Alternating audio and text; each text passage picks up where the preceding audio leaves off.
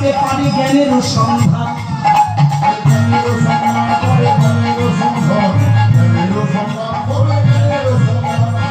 জ্ঞান আর চৈতন্য দিয়ে সব কিছু পাবে।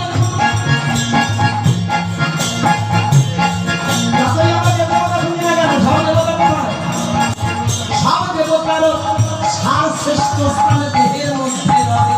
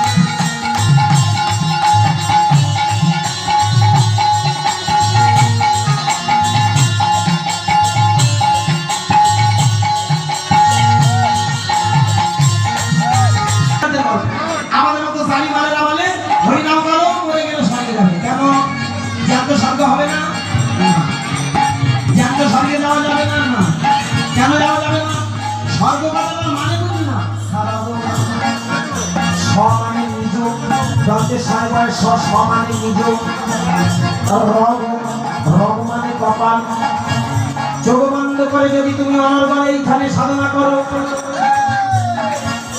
এই সাধনার মাধ্যমে তুমি আসল বস্তুটাকে ভাবো।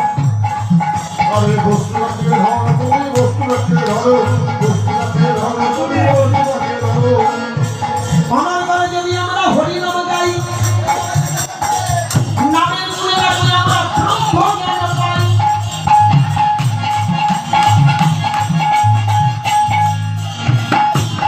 ব্রহ্মজ্ঞান মানে আমি বলে গেছি, যে কথাগুলো আজকে ঢাকা ধামাচাপা বারবার বলছি, ধামাচাপা পড়ে গেছে।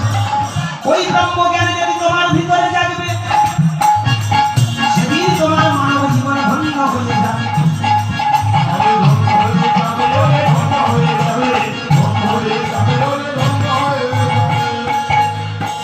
কবিগানের ছন্দে ছন্দে কিছু একটু গাই, বসে আছেন যতই আমার বৈষ্ণব গোসাই।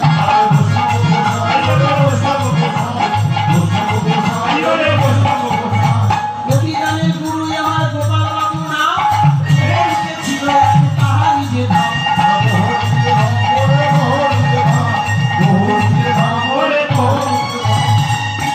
তার চরণে সর্বজন নিলাম, তার চরণে আশীর্বাদে চরণ পেলাম।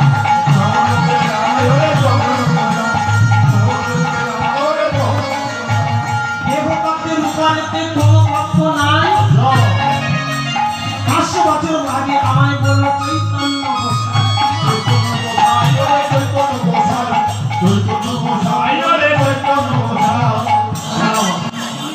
এই যে মঠ মন্দিরে যাবেন দেখবেন এখন সব হাতে হাতে ঝোলা তুলে দেবে। এই ব্যায়ামটা এখন রাগ করবেন না, শুনতে খুব খারাপ লাগছে, বলতেও আমার খারাপ লাগে, কিন্তু না বলে থাকতে পারি না। ভালো করে ভেবে দেখবেন, এই যে এখন ঝোলামালার ব্যায়ামটা খুব জোর। আমাদের পাড়ায় মোটে ঝোলামালা ছিল না, এখন মোটামুটি ঠাকুরটাও করে 37টা ঝোলা। তবে আশা করি আর একটা ঝোলা বাড়বে, সেই লোকটা অন্য কেউ নয়, সে আমি। কারণ যত ঝোলা নেব তত আপনাদের ঝোলায় ঝুলিয়ে দেব। রাগ করবেন না, ভালো করে ভেবে দেখবেন। আমাদের পাড়ার মোটে চৈতন ছিল না, এখন 48টা চৈতন। আমি চৈতন গুনে গুনে বেড়াচ্ছি। রাগ করবেন না, যারা যারা নবদ্বীপে গেছে কেউ খালি মাথায় আসেনি, সব চাগলা করে মাল লেগে তবে এসেছে। আমার একটা কাকা আগে মাছ খেয়ে মাংস খেয়ে কি বলবো ষষ্ঠী পুজো করে দিয়েছে। কদিন আগে নবদ্বীপে 2 লোকে গেল, আসার সময় দেখে একটা মাল খাবার নিয়ে বাড়ি ফিরে। আমি বলি ব্যাপারটা ও কাকা কি হলো? বলে আপনার বাবার সঙ্গে আর আমি সাধারণ নিয়ম। কি হয়েছে? বৈষ্ণব হয়ে গেছে। শুধু বৈষ্ণব নয়, বাড়ি এসে দেখি ডিস থালা মুলা যা ছিল সব ঢং ঢং। আমি বলি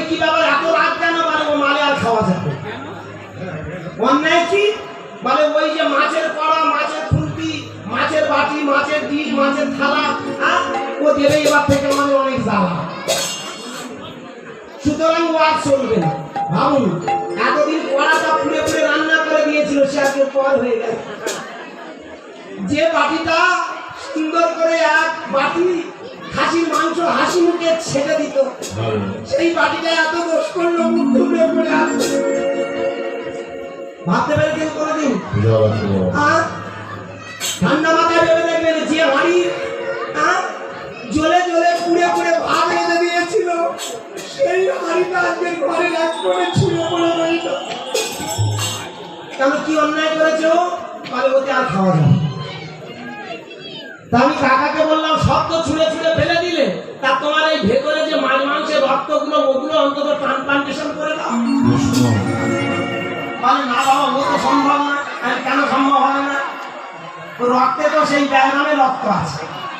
যখনই মাছ ভাজা হবে তখন মনে কি বিচ্ছিরি, কিন্তু ভেতরে ভেতরে মনে মনে হবে আহা একদিন খেয়েছিলাম রে। কোন বাঘের বাচ্চার কানে ভালো করে ভেবে দেখুন, কোন বাঘের বাচ্চার নাকের দাড়ি যদি একটু মাংস দেওয়া যায়, ও যত ওই ভেড়ার তলে মিশে থাকুক না কেন, ওই মাংসের গন্ধে ও আসল রূপটা পেয়ে তুমি যতই সাধু বৈষ্ণব হও না কেন, তোমার ভেতরটা কিন্তু গন্ডগোল। বাইরে বর্তমান দিনে নিরামিষ খাচ্ছে, বাইরে চৈতন্য রেখেছে, মালা পড়েছে, কিন্তু চরিত্রটা বদলাতে পারে। এই আমরা যেমন জিনিস মারাত্মক ওষুধ। আমরা নিরামিষ খাই, মঠ মন্দিরে থাকি, ভালো করে ভেবে দেখবেন। আমরা দুবেলা হরিনাম করি, কিন্তু হরিনাম করলে কি হবে? টাকার জ্বালা বড় জ্বালা, তাই না? রাগ করবেন না ভক্ত মন্ডলী, বাবা মায়েরা। আসতে কিরকম জ্বালা বলুন তো? কোন গোসাই, এখন রাগ করবেন না, বর্তমান দিনে দেখবেন মঠ মন্দিরে যত সব সাধু সন্ন্যাসীর দল ছিল, বড় বড় কেড়ে কেড়ে বৈষ্ণব ছিল, সব কেড়ে বৈষ্ণবরা এখন হরিনামে লেগেছে। একদম ঠিক। সব থেকে বেশি ইনকাম হয় এই হরিনামের জন্য। দিগ্বিজয়ী যাত্রা হতো, তাদের 1 লাখ টাকা চাইতে বুকে ব্যথা হতো, তারা 50 জন লোক নিয়ে তারা যাত্রা করতে আসতো। এখন 7 জন লোকে কীর্তন করবে, 1,20,000 চাইবে। কি জাতের মানুষ বুঝতে পারছেন? চেহারাটা দেখেছে, নামে আমরা বৈষ্ণব, কিন্তু চরিত্র বদলাতে পারে।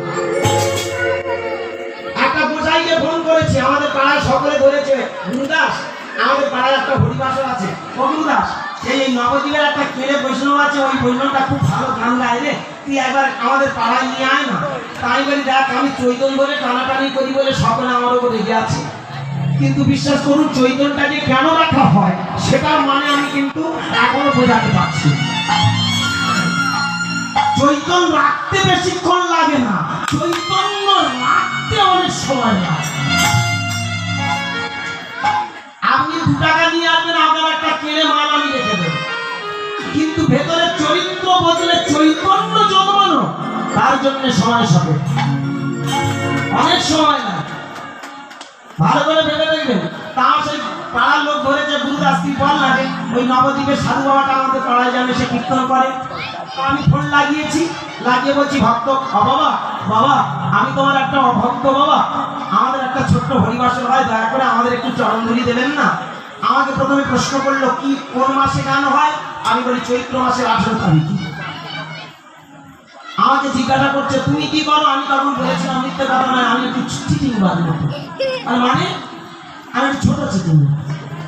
এই বলুন না, আপনারা সারাদিন মাছে কত কষ্ট করে মাছ ধরে, আর অনেকে বিভিন্ন কাজকর্ম করে 500 টাকা কামাতে কাল ঘাম ছুটে যাচ্ছে, 1000 টাকা কাল ঘাম ছুটে যাচ্ছে।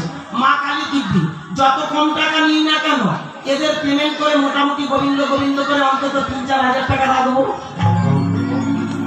আমি কি জিনিস, কি নামে চৈতন্য দেখেছি, কিন্তু ভেতরে চেতনার বড় অভাব। আজকে ভালো করে ভেবে দেখুন। অনেকে বলতে পারে বাবা তুমি নিজের কথা এমনি করে কি করে বলতে পারো, আমি পা দুটো জড়িয়ে ধরে বলবো একটা কথা ভেবে দেখবেন। আমি নিজে সেই চোরের জায়গায় দাঁড়িয়ে আমি চাই জানালা দরজাগুলো আপনাদেরকে একটু জানাই। আপনারা প্রকৃত সত্যটাকে জেনে যান। গোসাইকে ফোন করেছি, গোসাই বলছি বাবা আমাদের হরিবাসরে গান গাইবে, একটু বলুন না, ডেটটা ফাঁকা আছে, ডেটটা ফাঁকা আছে। এইবার বললো শোনো বাবা একটা কথা তোমায় বলি। কি?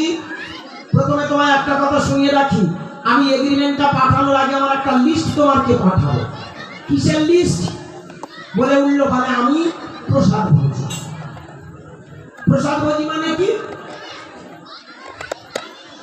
2 কিলো দুধ চাই, টাটকা গরুর দুধ যেখানে জল মেশানো থাকবে না।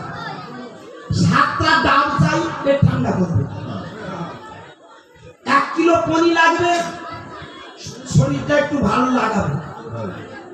একটা ছোট কেজিখানে কুমড়ো লাগবে, 1 কিলো গোবিন্দভোগ চাল লাগবে, কিছু পটল লাগবে, কিছু ছোলা লাগবে। এমনি করে হাতে একটা আমার বড় মতো ভদ্র তুলে দিন। হ্যাঁ মশলা তেলটা সেটাও লাগবে। আস্তে আস্তে ভক্তমন্ডলী বাবা মায়ের আমাকে বলছে শোনো বাবা আমি যে গান গাইতে যাবো আমি কিন্তু কারু হাতে খাবো। কেন? দোষটা কোথায়? বলে দেখো আমি যেখানে যাব তারা এখন সংসারী মানুষ, কে মাছ খায় কে মাংস খায় আমি তো জানি না, কে সদাচারী কে অসদাচারী আমি জানি না। তো এইটুকু অসদাচারী হাতের খাবার খেলে আমাদের নাকি সব মন্ত্র নষ্ট হবে। আচ্ছা ভালো কথা,